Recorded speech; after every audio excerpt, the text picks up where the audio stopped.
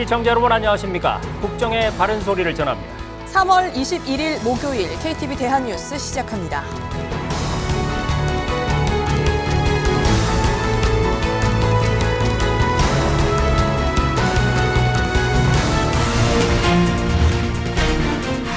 늘어난 의대 정원 배정을 마무리한 정부가 후속 조치에 속도를 내고 있습니다. 업무 개시 명령을 위반한 전공의들에게는 다음 주부터 면허 정지 처분을 내립니다. 업무 개시 명령 위반에 대해서는 다음 주부터 원칙대로 면허 자격 정지 처분을 해 나갈 것입니다. 정부가 의대 증원을 최종 확정한 후 의료계에선 대화에 나서려는 움직임이 보이고 있습니다. 전국의과대학 교수 비상대책위원장은 정부가 전공의 조치를 풀어주고 대화의 장을 만들면 교수들도 사직서 제출을 철회할 가능성이 있다며 대화 의지를 드러냈습니다. 원주에서 22번째 민생토론회가 열렸습니다. 윤석열 대통령은 분양형 노인복지주택을 재도입하고 고령자 복지주택의 연간 공급을 확대할 것이라고 밝혔습니다.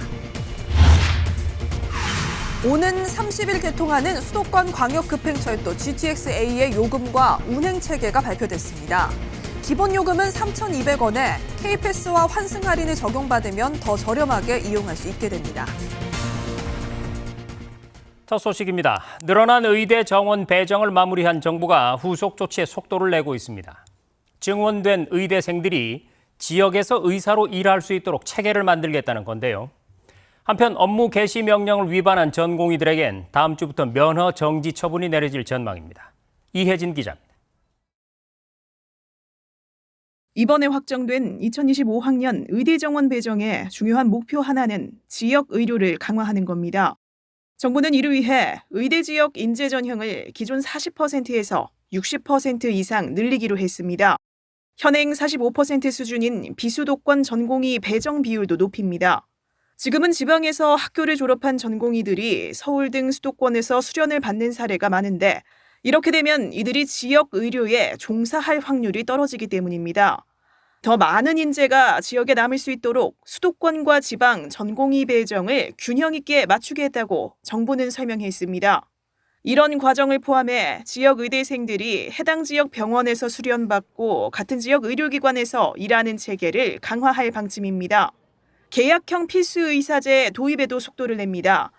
계약형 필수의사제는 대학과 지자체, 학생이 계약해 장학금과 정주 여건 지원을 조건으로 지역 의료기관에서 장기 근무하도록 뒷받침하는 제도입니다. 국립대병원 전임교원도 2027년까지 1,000명 이상 늘리기로 했습니다. 정부는 4월에 구성될 의료개혁 특별위원회에서 이러한 대책의 구체적인 방안을 우선적으로 논의하겠습니다.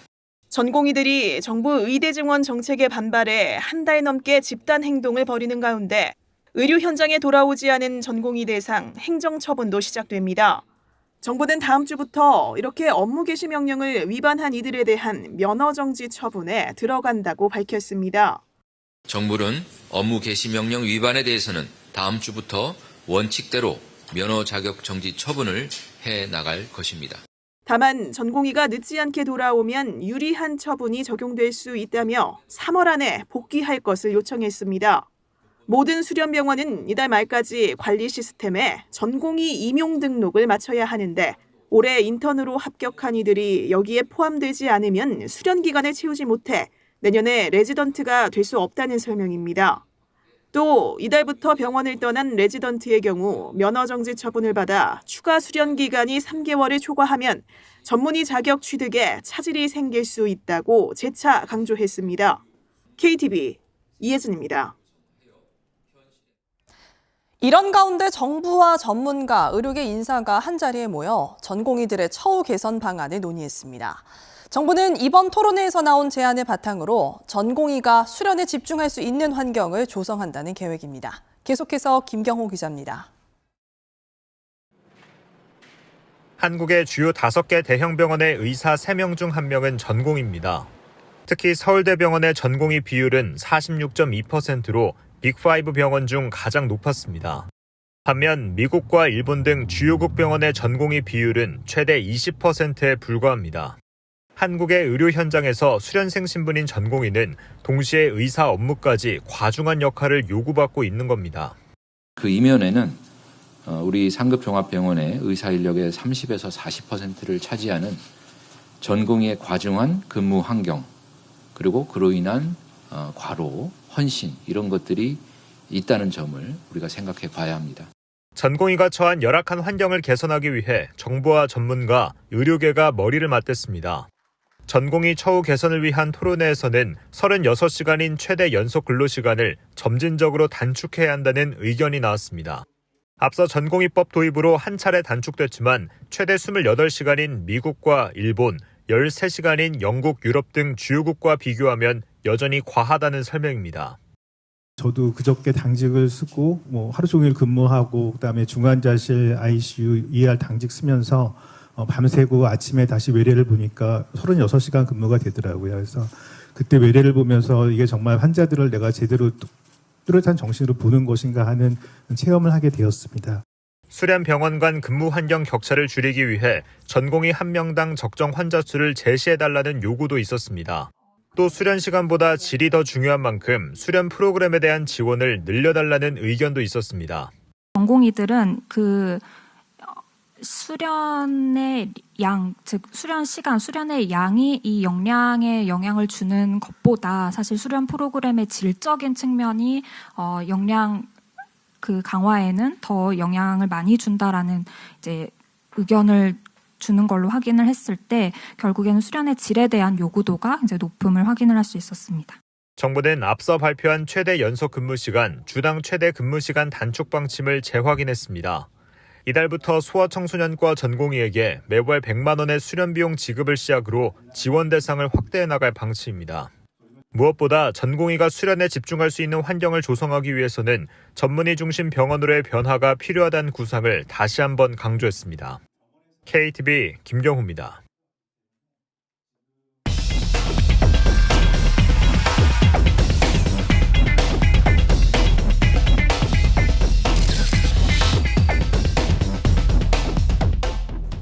네, 정부가 2,000명 의대 증원을 최종 확정한 뒤 의료계에서 대화에 나서려는 움직임을 보이고 있는데요. 자세한 소식을 취재 기자와 함께 알아보겠습니다.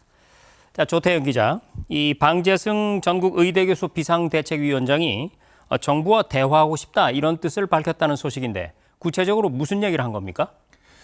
네, 방 위원장은 한 방송에 출연해서 객관적인 검증을 통해서 의대 정원을 배치하는 방안을 논의해보자면서 정부와의 대화 의지를 드러냈습니다. 지난 16일 의대 교수 사직서 제출 결정을 발표하며 2,000명 증원 방침을 풀어야 한다고 주장한 것에서 한 발 물러선 태도로 보입니다. 또 방 위원장은 정부가 전공의에 대한 조치를 풀고 먼저 끌어안아야 한다면서 그렇게 되면 교수들도 사직서 제출을 철회할 가능성이 있다고 설명했습니다. 아울러 교수들은 의대 정원 자체를 반대하는 게 아니라 객관적인 검증이 있어야 받아들일 수 있다는 입장이라며 정부가 발표한 2,000명 증원은 객관적인 데이터가 아니라고 본다고 덧붙였습니다. 한편 서울의대, 서울대병원 비상대책위원회도 정부와 대화하겠다는 의지를 거듭 드러내면서 진료 현장을 지키겠다고 밝힌 상황입니다. 네, 아직은 좀 지켜봐야 될 상황인 것 같네요. 자, 이런 가운데 한 전공의 단체가요, 정부의 업무 개시 명령이 이 강제 노동협약 위반이다. 그러면서 국제노동기구에 이 개입을 요청했는데 결국 받아들여지지가 않았죠. 어떻게 된 일입니까? 네, 고용노동부가 21일 직접 확인해 본 결과 ILO는 대한전공의협의회가 노사단체가 아니라는 이유로 의견 조회 요청 자격이 없다고 판단하고 이번 건을 자체 종결하기로 했습니다. 노동부는 의견 조회 요청 자격은 ILO의 노사정 구성원인 정부 또는 국내외 대표 노사단체에게 있다고 부연했습니다. 자, 그런가 하면 최근에 이 제약사 직원들을 의사 집회에 동원한다든지 그런 이 의사 갑질도 논란이 되지 않았습니까? 네, 그렇습니다. 지난 3일 서울 영등포구 여의도공원 인근에서는 의사정원에 반대하는 전국의사 총궐기 대회가 진행된 바 있는데요. 당시 직장인 커뮤니티 앱이죠. 블라인드 게시판에서는 일부 의사들이 제약회사 영업사원에게 집회 참여를 강요했다는 글이 올라와서 갑질 논란이 불거지기도 했습니다. 자, 의대 증원 문제와는 별개로 이런 갑질 문제는 반드시 본질적인 해결을 봐야 될 것 같은데 어떻습니까? 네, 그래서 정부는 21일부터 5월 20일까지 2달간 의약품 의료기기 불법 리베이트 신고 기간을 운영하기로 했습니다. 단속 대상도 한번 살펴볼까요? 먼저 제약회사 영업사원이 갑을 관계에 의해 의사단체 집회에 참석하거나 가족 행사 참석, 심부름 등을 의사에게 제공하면 신고가 가능합니다. 또 판매 촉진의 목적으로 의사에게 금전, 물품 등 경제적 이익을 제공하는 행위도 신고 대상입니다. 제약회사가 자사의약품을 신규 처방한 병의원에 의약품 채택료 명목으로 현금을 제공하거나 의사에게 시장조사 사례비 명목으로 현금을 제공한 행위도 포함됩니다. 네, 집중신고 기간을 운영한다는 건데 그러면 만일에 이런 일을 직접 겪거나 아니면 목격했다, 어떻게 신고하면 되나요? 방문, 우편, 인터넷, 전화 이렇게 4가지 방법으로 가능합니다. 구체적으로 살펴보면 정부 합동민원센터로 방문, 우편 접수하거나 청량 포털 부패공익신고 사이트에서 신고할 수 있습니다. 또 민원전화 국민고린 110 또는 부패공익신고전화 1398을 통해 신고 상담도 가능합니다. 접수된 신고는 사실 확인 후 경찰청, 공정거래위원회 등의 수사 의뢰에 처리됩니다. 특히 정부는 불법 리베이트 특성상 내부 신고가 많을 것으로 보고 신고 접수 단계부터 철저한 비밀 보장 그리고 신변 보호를 통해서 신고자가 불이익을 받지 않도록 보호할 방침입니다. 신고를 통해 부당이익이 환수되는 등 공익에 기여하는 경우 최대 30억 원의 보상금 또는 최대 5억 원의 포상금이 지급됩니다. 네, 지금까지 의사 집단 행동 관련 상황을 취재 기자와 함께 짚어봤습니다. 조태영 기자, 수고 많았습니다.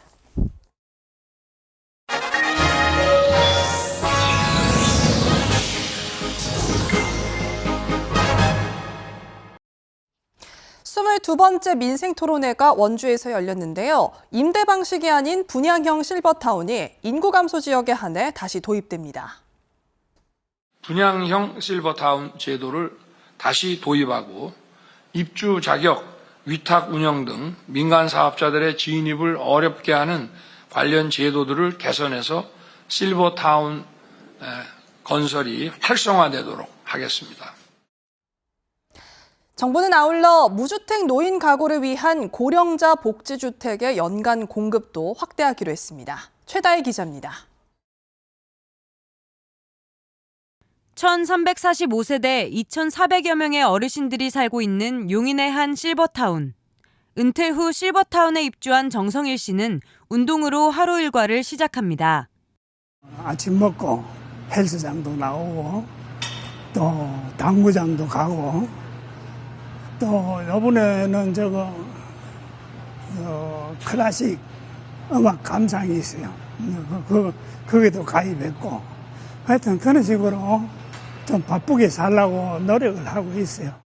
2년 전 아내를 떠나보내고 7개월 전 이곳으로 이사를 온 이천우 씨는 비슷한 연령대의 사람들과 일상을 공유하며 지내는 게 즐겁다고 말합니다.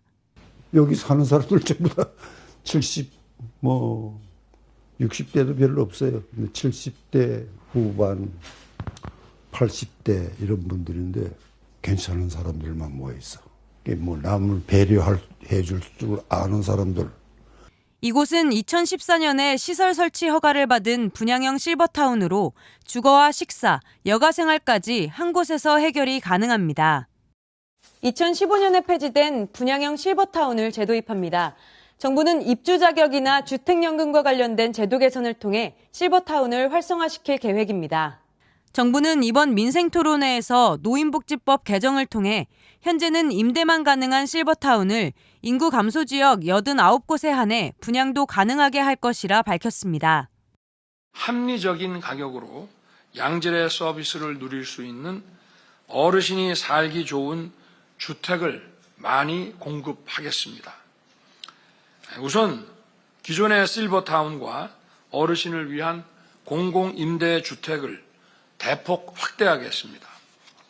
무주택 노인 가구를 위한 고령자 복지주택 공급은 신축과 리모델링 등을 통해 현재 연 1,000호에서 연 3,000호로 공급을 늘립니다. 한편 중산층 노인을 위한 기업형 장기임대주택 실버스테이 도입을 추진하고 화성 동탄 이지군의 부지를 국내 최초의 헬스케어 리츠 방식으로 공급할 계획입니다. KTV 최다입니다. 민생토론회에서 윤석열 대통령은 어르신들의 건강을 챙기는 데 지원을 아끼지 않겠다며 의료와 간병, 요양 등 종합적인 대책 마련을 약속했습니다. 아울러 교통망을 확충해 원주를 중부권 핵심 도시로 키우겠다고 말했습니다. 계속해서 최영은 기자입니다.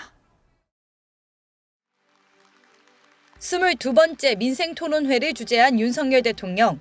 윤 대통령은 그간 우리 사회가 어르신을 모시는 데 부족했던 게 사실이라며 일상생활부터 의료, 요양 등 어르신을 위한 종합적인 복지 대책을 약속했습니다. 일생을 헌신해 오신 어르신들을 편안하게 잘 모시는 것이 정부의 중요한 책임이라고 생각합니다. 윤 대통령은 먼저 병원이 아닌 집에서도 편안하게 의료를 이용할 수 있도록 재택의료를 활성화하겠다고 밝혔습니다.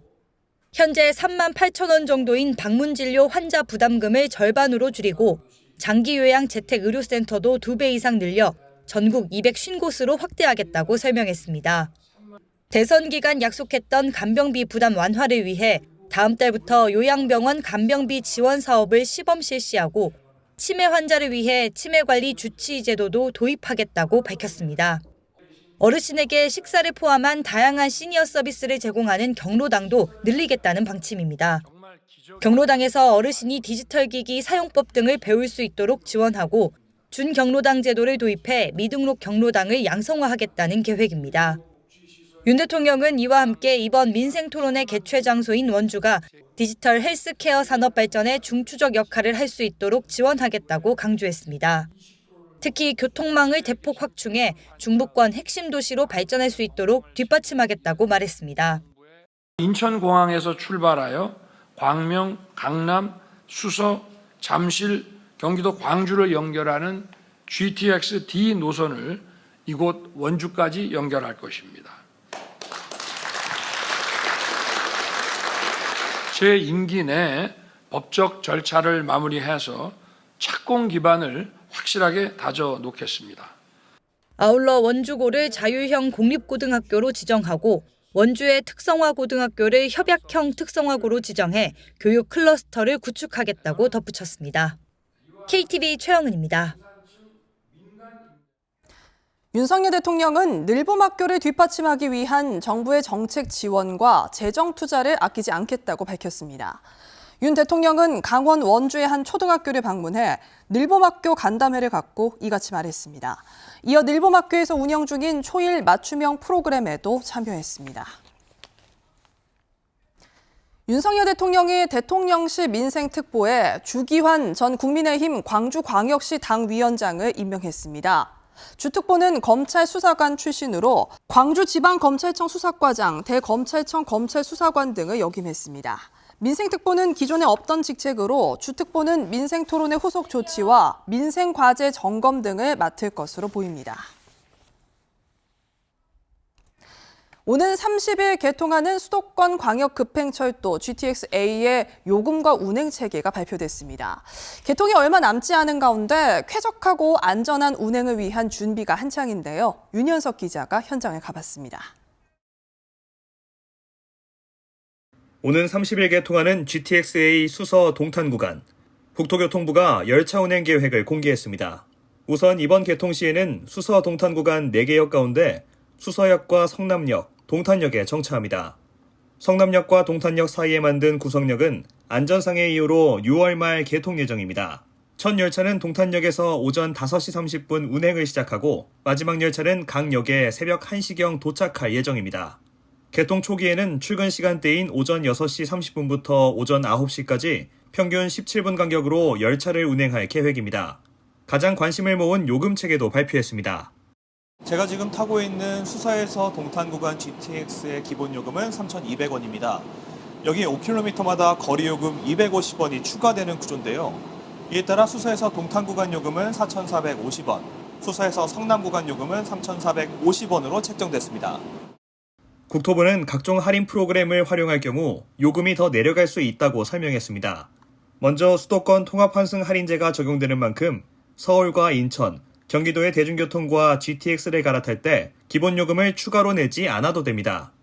같은 구간을 운행하는 SRT와 비교해보면 SRT는 환승 할인이 적용되지 않기 때문에 이동 과정에서 대중교통을 함께 이용할 경우 보다 저렴한 요금이 적용됩니다. 대중교통을 월 15차례 이상 이용하면 지출 금액에서 일정 비율을 돌려받는 K패스 이용자의 경우 GTX 이용 시에도 환급을 받을 수 있습니다. K패스에 따른 환급을 적용하면 수서 동탄 구간의 경우 일반인은 3,560원, 청년은 3,110원, 저소득층은 2,070원의 GTX를 탈 수 있습니다. 한편 GTX의 본격적인 운영을 앞두고 막바지 안전점검도 이뤄지고 있습니다. 국토부는 국민안전점검단을 통해 꼼꼼한 안전점검을 진행했습니다. 전반적으로 만족스러운 편이었습니다. 그래서 안내도 잘 돼 있고 깔끔하게 정리돼 있다 보니까. 국토부는 국민안전점검단을 통해 다양한 시각에서 편의성을 점검한 결과를 반영했다며 앞으로도 이용 중 발생할 수 있는 불편사항 등을 지속적으로 보완하겠다고 밝혔습니다. KTV 윤현석입니다.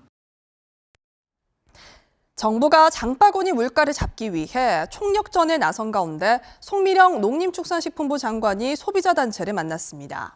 송 장관은 납품 단가와 할인 지원 등 가용한 자원과 수단을 총동원하겠다고 밝혔습니다. 김현지 기자입니다.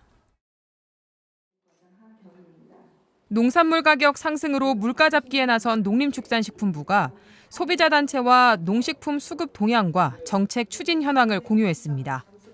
송미령 농식품부 장관은 물가 상황을 엄중히 인식하고 있다며 장바구니 물가 부담을 낮추기 위해 납품 단가 지원과 할인 지원 등을 동원해 총력 대응하고 있다고 밝혔습니다. 정부는 농축산물 가격 안정을 위해 지난 18일부터 긴급 가격 안정 자금 1,500억 원을 투입하고 있습니다. 안정자금 중 755억 원은 납품 단가 지원에 450억 원은 할인 지원에 배정했습니다. 또 과일 직수입에 100억 원, 축산물 할인에 195억 원을 각각 사용합니다. 농산물 납품 단가 지원 품목은 기존 사과와 감귤 등 13개 품목에서 배와 포도 등 8개 품목을 추가했습니다. 농산물 할인 지원은 오는 27일까지 전국 대형마트와 중소형 마트 등을 대상으로 할인율을 30%로 올렸습니다. 특히 전통시장을 더 많이 이용하는 소비자들을 위해 22일까지 전국 51개 전통시장에서 3월 전통시장 온누리 상품권 환급 행사를 엽니다. 사과와 배 수요를 대체하기 위해 직수입한 오렌지와 바나나 등 수입과일은 21일부터 대형마트에 공급됐습니다. 이마트와 롯데마트, 홈플러스의 자체 할인까지 더하면 최대 30% 싸게 수입과일을 살 수 있습니다. 축산물 할인도 확대돼 한우는 오는 31일까지 최대 50% 수준의 자조금 할인 행사를 추진하고 한도는 설 기간에 실시한 최대 40% 자조금 할인 행사를 이달 말까지 연장해 추진하고 있습니다. 이와 함께 정부는 물가 안정을 위한 경제 주체들의 협력을 당부했습니다. 유통업체들에서 정부 지원뿐만 아니라 자체적인 할인 지원을 해주셔야 할 것이고요. 식품업계에서는 국제 곡물 가격 등 원자재 가격이 하락한 것을 소비자가 체감할 수 있도록 반영을 해주셔야 합니다. 아울러 소비자단체에는 정부의 물가 안정 정책이 잘 작동하고 있는지 수시로 모니터링해달라고 당부했습니다. KTV 김현지입니다. 한미 두 나라 육군이 연합해 도시지역 작전 훈련을 펼쳤습니다. 기반 시설이 밀집된 도심에 적이 침투한 상황을 가정한 훈련인데 지상 무기뿐 아니라 정찰 헬기와 경계용 드론 등 공중 전력이 투입돼서 긴밀한 연합 작전 능력을 선보였습니다. 박지선 기자입니다. 한미 군 장병들이 도심 속 건물 안으로 빠르게 진입합니다. 지하시설에 적이 숨어들었다는 첩보를 입수하고 소탕 작전을 수행합니다. 적이 설치해둔 폭발물을 탐지해 제거하고 구역별로 봉쇄된 출입문도 강제 개방해 아군 장병들의 진입로를 확보합니다. 한미 육군이 지난 18일부터 경기도 파주에서 도시지역 작전훈련을 진행하고 있습니다. 수많은 인파와 기반시설이 밀집된 도시 환경을 조성해 연합 작전 수행 능력을 키우는 겁니다. 이번 훈련에는 육군 제9보병사단과 주한미군 2사단, 한미연합사단 등이 참여했으며 지상 무기뿐 아니라 정찰 헬기와 경계용 드론 등 공중 전력도 투입됐습니다. 특히 이번 훈련은 지하시설에 잠입한 적을 가정해 이루어졌는데 이 같은 훈련 상황은 도심이 발달한 현대 전쟁 상황에서 지하시설을 활용한 기습 공격 사례가 잦은 점이 반영된 겁니다. 훈련을 통해 대대원 모두가 도시 지역 작전, 특히 UGF 작전 수행 능력을 숙달할 수 있었습니다. 앞으로도 실전과 같은 훈련을 통해 어떤 상황에서도 승리할 수 있는 자신감을 가진 백전백승 백마부대원으로 거듭나겠습니다. This is a great opportunity for us. It allows us to work with our Iraq allies and partners, strengthening the bonds that we have together and strengthening our interoperability. 우리 군은 이번 훈련을 기반으로 추가적인 훈련 과제를 도출하고 전술훈련과 연합협동훈련을 지속해 도시지역 연합작전 수행 능력을 강화시킨다는 계획입니다. KTV 박지선입니다. 북한이 지난 6년 동안 가상자산 관련 회사 등을 공격해서 4조 원가량을 탈취했으며 이를 통해 핵 등 대량 살상무기 개발 프로그램 재원의 40%가 조달됐다는 유엔 전문가들의 평가가 나왔습니다. 유엔 안보리 산하 대북제재위원회는 이런 내용의 전문가 패널 연례 보고서를 공개하고 보고기간인 지난해 7월부터 올해 1월까지 한반도의 군사적, 정치적 긴장이 더욱 늘었다고 밝혔습니다. 보고서는 추가 핵실험은 없지만 북한이 유엔 제재를 피해 추가로 핵무기를 개발하고 핵 분열성 물질을 생산해왔다고 판단했습니다. 미국의 중앙은행인 연방준비제도가 기준금리를 다시 한번 동결했습니다. 최상목 경제부총리는 미 연준의 결정이 국제금융시장 안정세 유지에 기여할 거라면서도 변동성이 커질 가능성엔 철저히 대비하겠다고 밝혔습니다. 신국진 기자의 보도입니다. 이틀간의 정례 회의를 마친 미 연방준비제도는 기준금리를 5.25%에서 5.50%로 동결했습니다. 지난해 9월 이후 5번 연속입니다. 미 연준은 최근 지표상 경제활동은 계속 견고한 속도로 확장했지만 실업률은 여전히 낮다고 밝힌 뒤 인플레이션은 지난해 완화했으나 여전히 상승 추세에 있다고 진단했습니다. 미 연준의 기준금리 동결 발표 이후 최상목 경제부총리는 곧바로 비상거시경제 금융회의를 소집했습니다. 최 부총리는 이번 미 연준 결정이 국제금융시장 안정세 유지에 기여할 것이라고 평가했습니다. 그러면서 최근 일본 은행과 미 연준 등 주요국의 통화정책 차별화가 가시화되는 상황이라며 변동성이 커질 가능성을 배제할 수 없는 만큼 모니터링을 강화하고 관계기관 간 긴밀히 공조에 대응하겠다고 말했습니다. 회의에서는 제2금융권과 부동산 PF 등도 점검했습니다. 참석자들은 잠재 리스크가 충분히 관리 가능한 상황이라는 데 의견을 같이 했습니다. 최 부총리는 저축은행 등 제2금융권의 경우 그간 금리 인상 등의 여파로 연체율이 다소 상승했지만 자본 비율이 큰 폭으로 상회하는 등 양호한 손실 흡수 능력을 보유하고 있다고 진단했습니다. 정부는 앞으로도 질서 있는 연착륙의 보다 원활함을 위해 필요한 조치를 선제적으로 준비하기로 했습니다. 이를 위해 우선 PF 대출 보증 규모를 확충하고 PF 사업장 정상화 지원 펀드의 지원 대상을 확대해 현장에서 겪는 자금 상황을 완화할 계획입니다. 또한 사업성 평가 기준 개편과 대주단 협약 개정 등을 통해 시장 자율적인 재구조화가 촉진될 수 있도록 지원할 예정입니다. KTV 신국진입니다. 충북 진천군의 한 마을에서 아주 특별한 돌잔치가 열렸습니다. 한덕수 국무총리가 잔치에 참석해서 축하를 전했는데요. 아기 울음소리가 뚝 끊겼던 마을에 3년 만에 태어난 아기의 돌잔치 현장을 김용민 기자가 전해드립니다. 외치겠습니다. 유미야 나와라! 여러분들의 큰 박수로 유미와 엄마 아빠 함께 입장하도록 하겠습니다. 충북 진천군 백곡면의 행정복지센터에서 특별한 행사가 열렸습니다. 아이 울음소리가 끊겼던 백곡면에서 3년 만에 태어난 아기 김율양의 돌잔치가 열린 겁니다. 한덕수 국무총리가 행사에 참석해 아이의 생일을 축하했습니다. 한 총리는 더 많은 지역에서 아기 울음소리가 나도록 최선을 다하겠다고 말했습니다. 이번에 우리 백곡면에서는 3년 만에 아기 울음소리가 있었다 이렇게 들었습니다만 더 많은 면에서 더 많은 우리 지역에서 이렇게 그 아기들의 울음소리가 더 많이 울릴 수 있도록 들을 수 있도록 정부로서도 최선의 노력을 다하겠습니다. 행사에는 노인의 어르신들과 마을 주민들이 참석해 아이와 부모에게 덕담을 건네며 함께 축하했습니다. 한 총리도 김유리 양에게 모자를 씌워주고 직접 준비한 선물을 전달했습니다. 네, 우리 유리도 번쩍 안아서 축복을 또 이렇게 해주고 계십니다. 한덕수 국무총리는 저출생 극복이 한두 가지로 되는 게 아니라면서 현재 추진 중인 정부의 정책을 소개했습니다. 전국 어디에서나 충분한 일자리와 교육 여건, 주택 문제 걱정 없이 살 수 있도록 하는 것이라며 의료 개혁, 보육 시스템, 늘봄 교육 등을 강조했습니다. 어디 큰 도시에 나가지 않아도 모든 그런 문화적인 또는 교육적인 이런 것들을 다 그 지역에서 향유할 수 있도록 하는 그런 아주 체계적인 그런 정책을 해서 하루빨리 이런 좀 우리나라의 인구가 감소될 것을 걱정하지 않는 그런 나라를 만들도록 최선의 노력을 다하겠습니다. 한 총리는 이와 함께 저출산 고령사회위원회의 전면적인 개편에 대해서도 언급했습니다. 위원장을 상근직으로 바꾸고 인력도 2배 정도 추가 요청했다며 중앙정부의 정책과 어르신들 모두의 노력이 합쳐지면 더 많은 아기들의 울음소리를 들을 수 있을 것이라고 말했습니다. KTV 김용민입니다. 우리나라에도 세계적인 순례길이 있으면 좋겠다 이런 생각 한 번쯤 해보셨을 텐데요.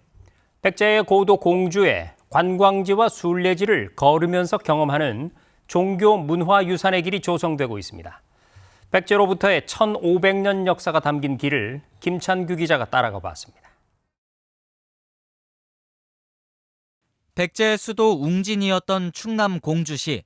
고려시대를 지나며 지금의 공산성이 된 웅진성은 역사의 조각으로 남아 있습니다. 조성 중인 종교문화유산의 길에서는 항일운동의 흔적도 찾아볼 수 있습니다. 일제에 의해 국권을 상실한 경술국지에 분개해 유학자 오강표가 자결했던 공주 향교는 400년째 자리를 지키고 있습니다. 공주 지역 만세운동을 주도한 영명학교에 맥을 잇는 영명중고등학교. 독립운동 기념관이 교문이 됐고 옆에는 이곳에서 공부했던 유관순 열사 동상이 서 있습니다. 조선시대 이 지역에 처음 세워진 성당과 천주교 박해에 1,500여 명이 순례한 황새바위 성지도 볼거리입니다. 종교문화유산의 길은 백제 때 만들어진 대통사지까지 이어집니다. 보시는 것처럼 기둥이 흔적으로 남아있는데요. 5km에 달하는 이 길에는 백제부터 지금까지 1,500년 역사의 장면들이 담겨 있습니다. 문화체육관광부는 충남과 세종, 전북에 종교문화와 치유 요소를 결합한 관광 프로그램을 2026년까지 마련할 계획입니다. 올해까지 관광 콘텐츠를 발굴하는데 종교문화유산의 길도 대상지에 포함됐습니다. 공주의 어떤 문화 역사성을 좀 다시 잘 살려서 이 도시만이 가질 수 있는 그런 매력을 만들어 봐야 되겠다. 종교가 가지고 있는 의미 있는 곳들을 이렇게 점으로 연결돼서 걸으면서 이 공주의 의미를 더 깊이 있게 느낄 수 있지 않을까. 유인촌 문체부 장관은 하루 앞서 국립공주박물관과 공산성 등 문화관광지를 둘러보고 현안도 점검했습니다. 문체부가 마련하는 치유관광 프로그램은 이르면 내년부터 운영을 시작합니다. KTV 김찬규입니다.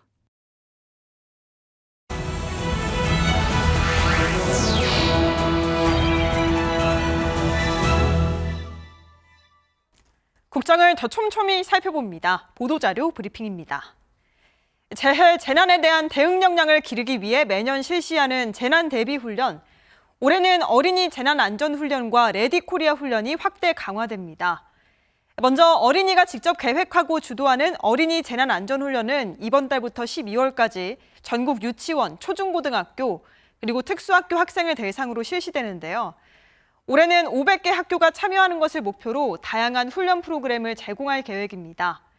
대형 복합 재난에 대비하기 위한 레디코리아 훈련도 지난해 2회에서 올해 4회로 확대 실시됩니다.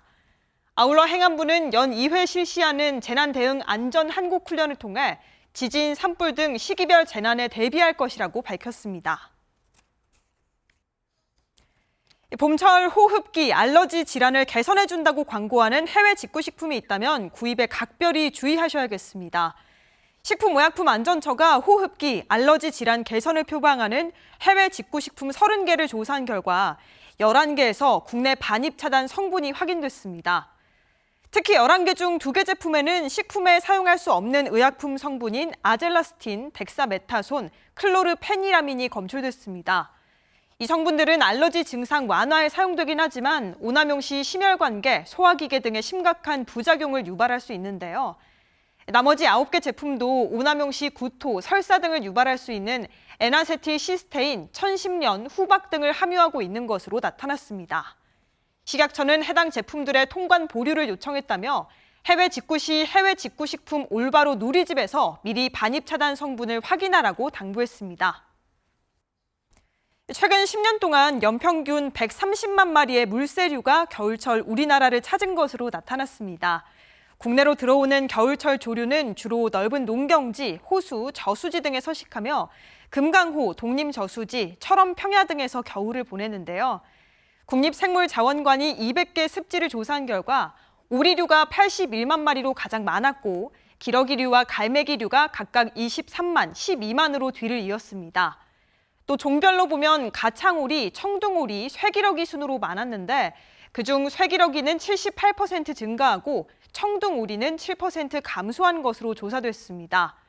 연구진은 이 같은 변화가 기후와 관련이 있을 것으로 보고 주변국과의 공동 연구를 통해 변화 양상을 분석할 예정입니다. 대학생의 ICT 기업 인턴십을 지원하는 사업이 본격적으로 추진됩니다. ICT 학점 연계 프로젝트 인턴십은 ICT 전공 대학생들이 국내외 기업에서 인턴십을 수행하고 이를 대학 학점으로 인정받을 수 있도록 지원하는 사업입니다. 참여 기업은 우수한 미래 인재를 확보할 수 있고 학생은 실무 역량을 기를 수 있어서 서로 만족도가 높은데요. 올해는 상반기 대학생 148명이 중고나라 등 106개 기업 인턴십을 수행하는 것을 시작으로 연내 총 320명이 지원받게 됩니다. 2015년부터 현재까지 인턴십 사업에 참여한 학생은 총 2,400여 명으로 최근 3개년 평균 취업률이 88.4%에 달하는 것으로 나타났습니다. 지금까지 보도자료 브리핑이었습니다.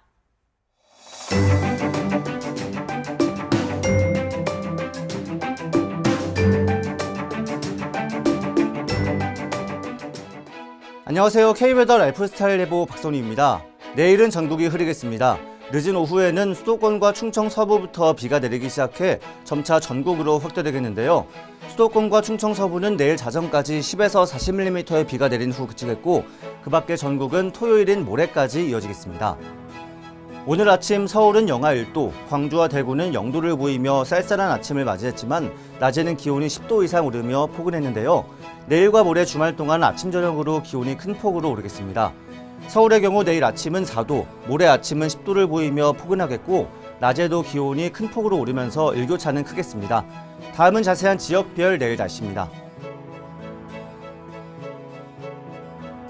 중부지방 점차 흐려져 낮부터 비가 내리겠습니다. 수도권 4도 내외, 대전 2도, 세종은 1도로 아침을 시작해 낮에는 15도 이상으로 기온이 오르겠습니다. 동해안 지방도 늦은 오후부터 비가 내리겠습니다. 속초와 울진 3도로 아침을 시작해 낮에는 강릉 14도까지 오르겠습니다. 남부지방은 저녁부터 비가 시작돼 모레까지 이어지겠습니다. 아침 기온은 광주 4도, 대구 2도 보이겠고 낮 기온은 전주 18도, 부산은 15도가 예상됩니다. 전해상 흐리고 비가 내리겠습니다. 물결도 최대 4m로 거세게 일겠습니다. 일요일 전남과 경남, 제주에 다시 비가 내린 후 개겠고 월요일부터 화요일까지는 전국적으로 비나 눈이 다시 한번 이어지겠습니다. 날씨였습니다. 지난달 말 미국 텍사스에서 발생한 산불로 서울 면적의 7배가 넘는 지역이 잿더미로 변했습니다. 우리나라도 갈수록 산불이 대형화되고 있는데요.